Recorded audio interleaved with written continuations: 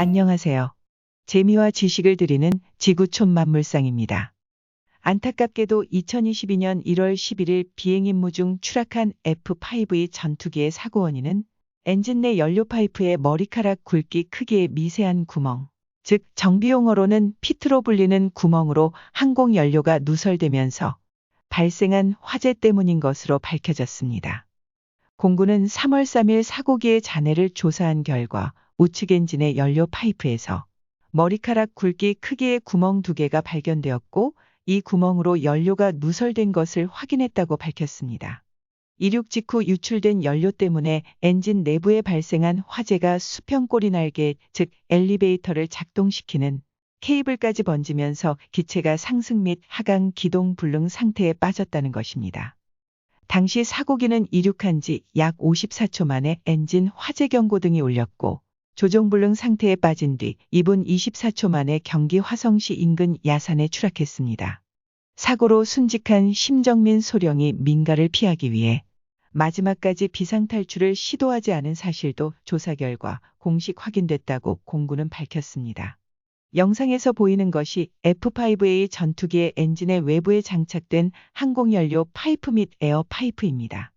공군 관계자는 과학적 판단은 어렵지만 부식 등으로 인해 연료 파이프에 구멍이 생긴 것으로 추정된다라고 말했습니다. 통상 비행 전후로 이뤄지는 정비는 육안으로 이루어지므로 기체 내부에 장착된 엔진 외부의 연료 파이프의 이상 유무는 확인하지 못했다고 공군은 설명했습니다. 매뉴얼상 점검은 했다는 게 공군 설명이지만 사고 전투기가 1986년 도입된 낡은 기종이고 기종은 다르지만 연료 파이프 이상으로 인한 KF-16 전투기 추락 사고가 잦은 점을 감안해 더 적극적으로 정비해야 한다는 지적이 나옵니다.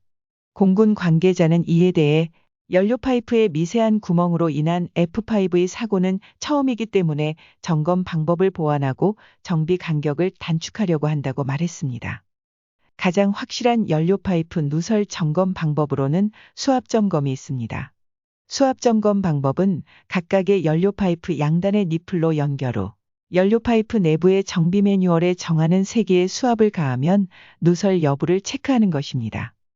공군은 모든 F5 전투기에 대해 안전 점검과 연료 파이프를 특별 점검 후 순차적으로 비행을 재개할 방침이라고 말했습니다. 해당 연료 파이프는 4년 전 사고기의 주기 검사 당시에 교체됐다고 합니다.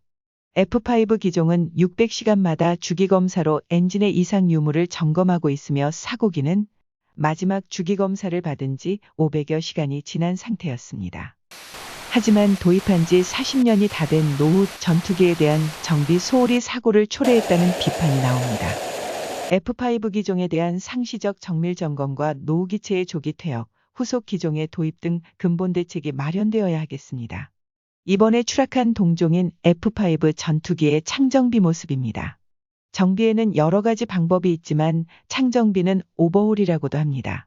전투기 부품을 분해 가능한 최종 단계까지 분해하여 점검, 수리 또는 교환하여 재창착하는 최고의 정비 방법입니다. 외관상으로는 이상이 없어도 일정 시간이 지나면 무조건 교환하여야 하는 시한 성품목도 창정비 시 교환됩니다.